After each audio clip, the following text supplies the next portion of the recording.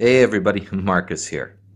We live in a time in history we refer to as modernity. That sentence itself, however, is a modern sentence that would not have been conceivable before the modern age. But what do I mean by this? Well, the sentence itself anchors us in time. The sentence itself gives some sort of temporal basis for identity. Before modernity, people would never elect to anchor identity as a factor of time. People would distinguish themselves by, well, the languages they speak, the geographical location they occupy, their race, or their traditions and gods, but never by a point in time. To distinguish a people based on their position in time is itself a part of modernity and itself a modern concept.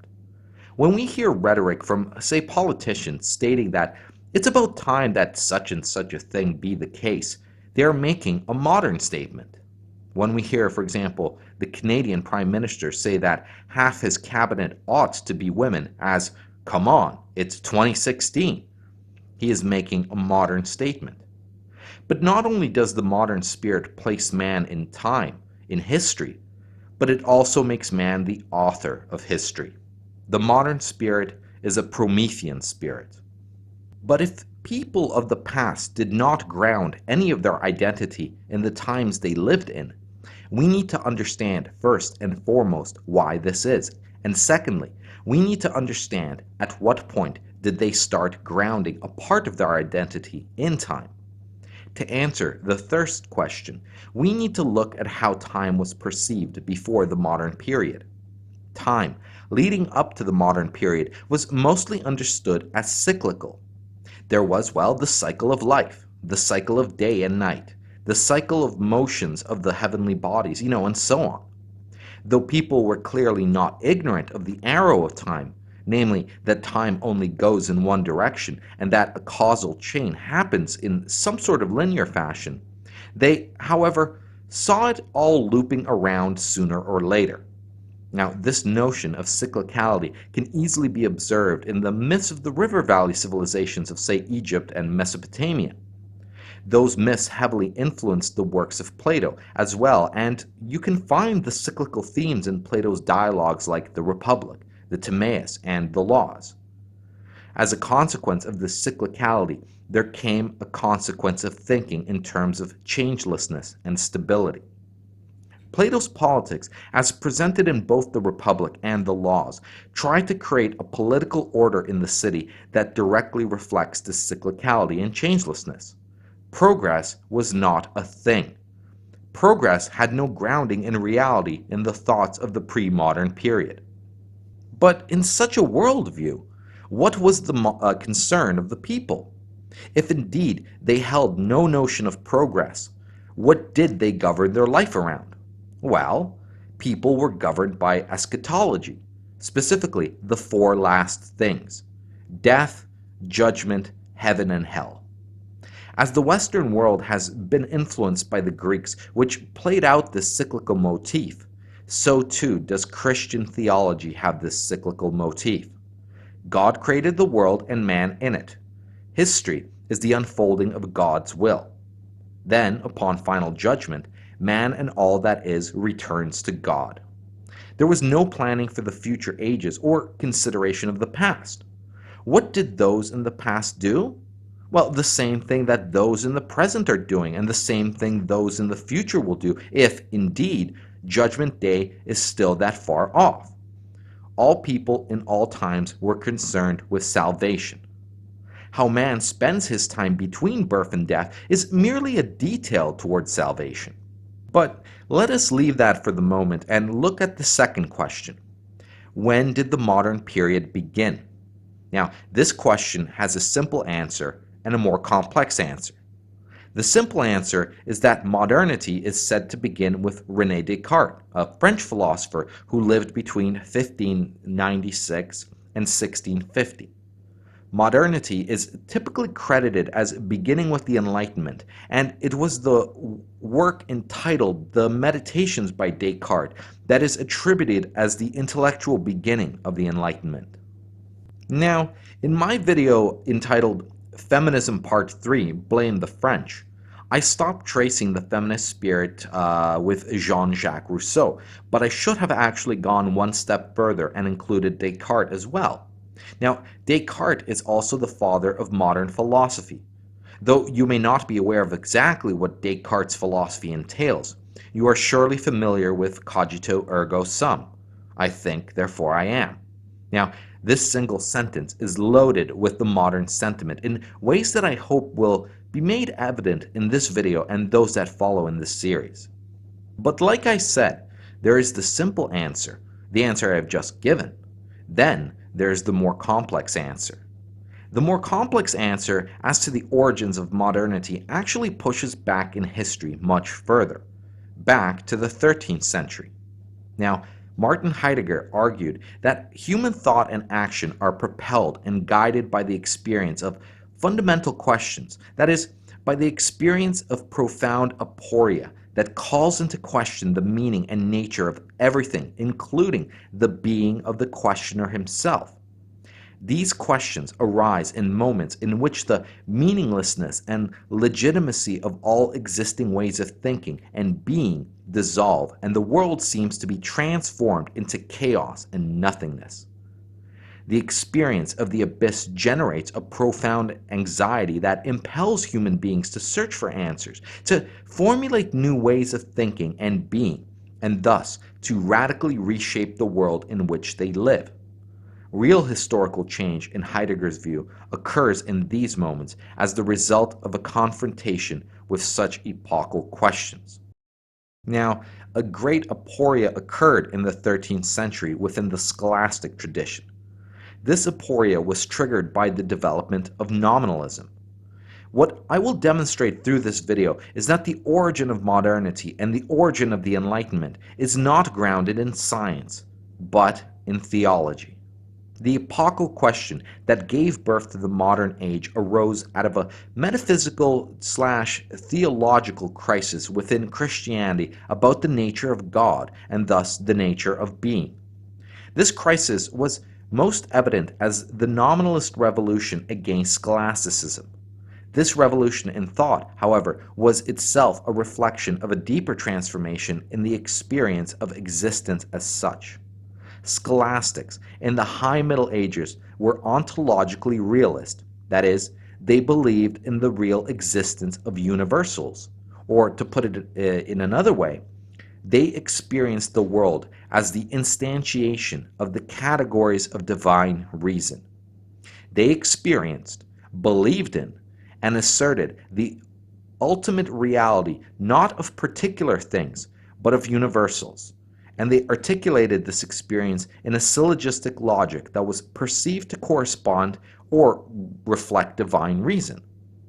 Creation itself was the embodiment of this reason, and man, as the rational animal and imago Dei, namely, man made in the image of God, stood at the pinnacle of this creation, guided by a natural telos, namely purpose, and a divinely revealed supernatural God.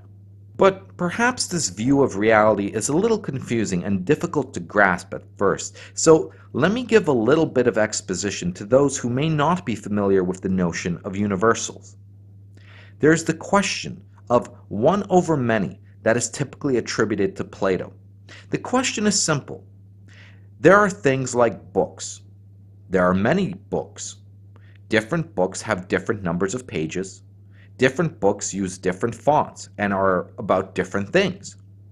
But even though we say that one book is different from another book, we still say that they are both books. How can one thing apparently be many things while also apparently being one thing? Plato answers this question by introducing what is referred to as the theory of forms. A form is an invisible metaphysical object that acts as a template. This template, this form, is the one that oversees over many. There is one form of the book. All particular books then participate in the form of the book. As such, one form governs the many. In this way, though each particular book contributes to the many, it is the form of the book that sees to unify all particular books in what we call a book. Particular books participate in bookness, and this is what makes a book into a book. Now, what is very important to note about forms is that they are perfect, eternal, and that they exist outside of space and time, in a place that is usually referred to as the realm of the forms. Though Platonic forms are not universals per se, they're much easier to understand than universals and serve the conceptual ends of this video, so please do not leave any comments stating that forms are not universals, as, well, I'm very well aware of this. However, this is the general idea of what we mean when we talk about universals and divine categories. Divine categories are basically these eternal, perfect things from which all of reality is stamped from. So the orthodox belief was that these universals indeed exist. They do not exist in the physical world like particulars do, but they exist as part of the divine, as part of God. Now, nominalism turns this world on its head. For the nominalists, all real being was individual or particular, and universals were thus mere fictions. Words did not point to real universal entities, but were mere signs useful for human understanding. Going back to our book example, this means that there is only this book and that book, and us saying both books are a book is a convenient mental shortcut, but nothing else. The only things that exist are this book and that book, but no universal form of the book exists. Creation was radically particular and thus not teleological. As a result, God could not be understood by human reason, but only by biblical revelation or mystical experience. Human beings thus had no natural or supernatural end or telos. In this way, the nominalist revolution against scholasticism shattered every aspect of the medieval world. It brought to an end the great effort that had begun with the Church Fathers to combine reason and revelation by uniting the natural and ethical teachings of the Greeks with the Christian notion of an omnipotent creator. Now, before we move on, I would like to give you a brief overview of the thoughts that led to the development of nominalism. Now, I will keep it philosophically light, as comprehensive coverage of the arguments is well outside our purposes in this video. One leading figure in developing nominalistic thought was William of Ockham, and you probably know him from Occam's razor. William of Ockham was a Franciscan friar, scholastic philosopher, and theologian. He lived between 1285 and 1347. Faith alone, Occam argues, teaches us that God is omnipotent, and that he can do everything that is possible, that is to say, everything that is not contradictory. Thus, every being exists only as a result of his willing it, and it exists as it does, and as long as it does, only because he wills it. Creation is thus an act of sheer grace, and is comprehensible only through revelation. God creates the world and continues to act within it, bound neither by its laws nor by his previous determinations. God acts simply and solely as he pleases, and, as Occam often repeats, God is no man's debtor. There is thus no immutable order of nature or reason that man can understand, and no knowledge of God except through revelation. Occam thus rejected the scholastic synthesis of reason and revelation, and in this way undermined the metaphysical/theological foundation of the medieval world. Now, this notion of divine omnipotence was responsible for the demise of realism.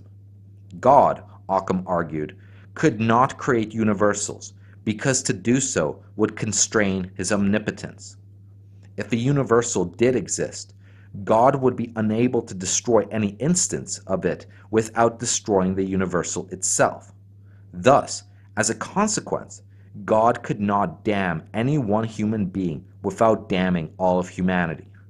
In this way, Occam's assertion of ontological individualism undermines not only ontological realism, but also syllogistic logic and science, for in the absence of real universals, names become mere signs, or signs of signs. Language thus does not reveal being, but in practice often conceals the truth about being by fostering a belief in the reality of universals. Since each individual being for Occam is contingent upon God's free will, there can be no knowledge of creation of created beings prior to investigation. As a result, humans cannot understand nature without an investigation of the phenomena themselves. Syllogism is thus replaced by hypothesis as the foundation of science. Moreover, human knowledge can never move beyond hypothesis, for God is free in the fullest sense, that is, free even from his previous decisions. He can thus overturn anything he has established, interrupt any chain of causation, or create the world again from the beginning if he wants. Now, the God of the nominalists is very unsettling. The God that Aquinas and Dante described was infinite, but the glory of his works and the certainty of his goodness were manifest everywhere. The nominalist God, by contrast, was frighteningly omnipotent, utterly beyond human access, and a continual threat to human well-being. Moreover, God could never be captured in words and consequently could be experienced only as a titanic question that evoked awe and dread. The nominalist God, in essence, could freely choose to send a saint to hell if the whim strikes him in complete contradiction to the teachings of Jesus or the content of Revelation.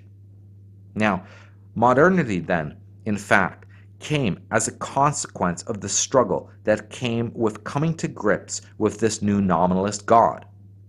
An interesting side note is that during the peak of scholasticism, there was a thread of thought that suggested that the Bible was no longer necessary in order to come to know God.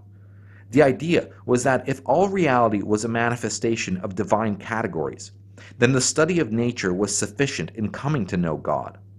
However, with nominalism, this option was closed off, and the Bible, to the nominalist, became the only anchor to knowing anything about God. Let us now explore what happened while thinkers tried to come to grips with this nominalist God. To do this, we will need to talk a little bit more about metaphysics. Now, we understand metaphysics today as a specific branch of philosophy, a branch that in our secular and generally positivistic age is often denigrated for its concern with, well, those things that transcend the senses and for its connection with religion. Metaphysics, in the period we are investigating, however, had a broader meaning. It was divided into Metaphysica Generalis, which included ontology and logic, and Metaphysica Specialis, which included rational theology, rational cosmology, and rational anthropology. Metaphysics was thus not a part of philosophy, but the broadest kind of knowing, including the study of being, reason, God, man, and the natural world. To put this in more contemporary terms, general metaphysics involved the investigation of the nature of being and the nature of reason, while special metaphysics involved the investigation of the three specific realms of being: the human, the natural, and the divine. Or, as Heidegger would say it, general metaphysics was concerned with ontological questions, while special metaphysics was concerned with ontic questions, namely, questions about things which are. The nominalist revolution was an ontological revolution that called being in itself into question, meaning that it challenged general metaphysics. As such, it gave rise to a new ontology, a new logic, and a new conception of man, God, and nature. All succeeding European thought has been shaped by this nominalistic transformation. While nominalism undermined scholasticism, it was unable to provide a broadly acceptable alternative to the comprehensive view of the world it had just destroyed. Some retreated from radical nominalism was, well, thus probably inevitable. On the basic ontological point, however, there was no turning back. Almost all succeeding forms of thought accepted the ontological individualism that nominalism had so forcefully asserted, namely, that universals do not exist. With respect to the other elements of metaphysics, however, there was considerable variation, although these variations themselves were constrained by the structure of metaphysics itself. In fact, succeeding thinkers focused not on the fundamental ontological question, but on the ontic questions of the priority or primacy of particular realms of being within special metaphysics. The deepest disagreements in the period between the 14th and 17th centuries were thus not ontological but ontic. Disagreements not about the nature of being, but about which of the three realms of being, the human, the divine, or the natural, had priority. To put it simply, post-scholastic thinkers disagreed not about being itself, but about the hierarchy amongst the realms of being. Now, this is immediately apparent from even a superficial examination of humanism and the Reformation, the two great movements of thought that stand between nominalism and the Enlightenment.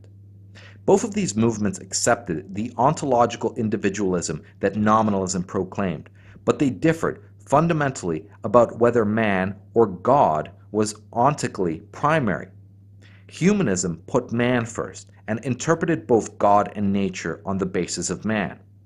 Humanism, in many ways, anticipates the rise of existentialist thought. The Reformation, on the other hand, began with God and viewed man and nature from this perspective. Despite their agreement on ontological matters, the differences that resulted from their ontic disagreements were irredeemable, and they played an important role in the wars of religion that shattered European life in the 16th and 17th century. Now, this is but another reason why philosophy ought to be given front and center focus when evaluating history.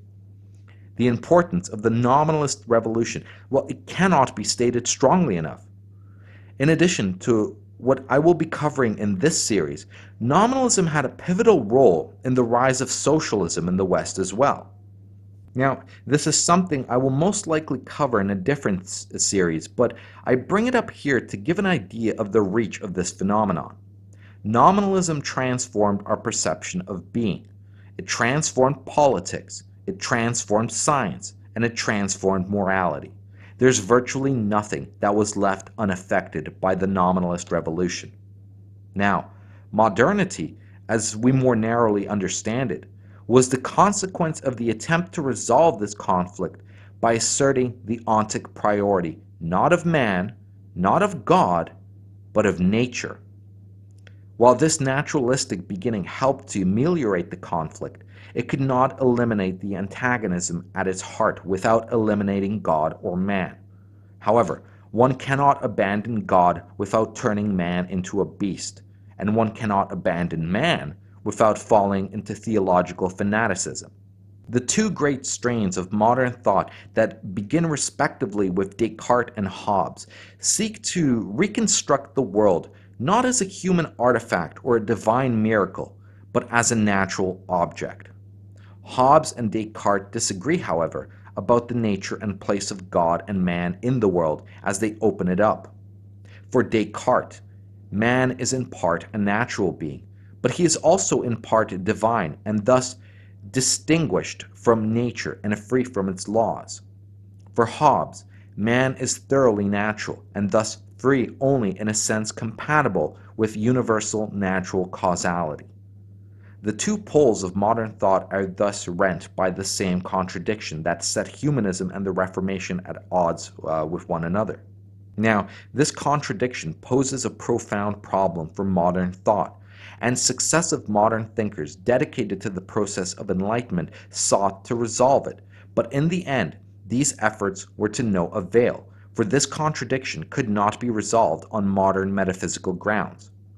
The recognition of this fact, which found its first and foremost expression in Kant's antimony doctrine, brought about the crisis of modernity, in whose shadow, we still live. To speak of the crisis of modernity is not to assert that modern thinkers gave up on the modern project. No, German idealism in particular was at its core nothing other than the attempt to find a solution to this problem. With the failure of this idealistic project to reconcile modern reason, modernity has been increasingly characterized by a deep cleft between a radical volunteerism and a radical determinism. The persistence of this division and the seeming incapacity of modern thinkers to find a way to heal this wound has led many to abandon modernity in favor of either pre-modern or postmodern alternatives. Whether and to what extent we can find an answer to this contradiction depends upon our coming to terms with the question that gave birth to modernity. Confronting this question, however, means considering again the question of the relation of reason and revelation. If modernity is the age in which we define our own being in terms of time, and time in terms of our own being as historicity, we can only come to terms with ourselves by coming to terms with our temporality. Temporality, however, only becomes meaningful for us against the background of eternity. Now, this theological origin of the metaphysical concept of nominalism only begins to tell the story of how we got to 2016. In the videos that follow, we will move on to the three most influential thinkers of the Enlightenment who have shaped thoughts as a consequence of nominalism, which have ultimately shaped the world we live in now. We will be turning to a closer analysis of René Descartes, Immanuel Kant, and Jean-Jacques Rousseau. Descartes gave us the metaphysical model of the human being that has shaped how we perceive man. Kant, building off this model, gives us a new normative ethics under which our modern values have been strongly influenced. In Jean-Jacques Rousseau, we find a new political model that stems from the other two. Now, through these three thinkers, we will come to understand how individualism has now become the orthodoxy of our time. But we will look at these three thinkers through the lens of Nietzsche, as Nietzsche was a fierce critic of the Enlightenment and the modern project as a whole. Now, I hope that through Nietzsche's criticism, we will be able to identify the most important consequences of modernity. Now, during this journey, we will see the rise of the core modern ideas of the sufficiency of human reason, science, progress, and freedom. Thanks for listening. Go team.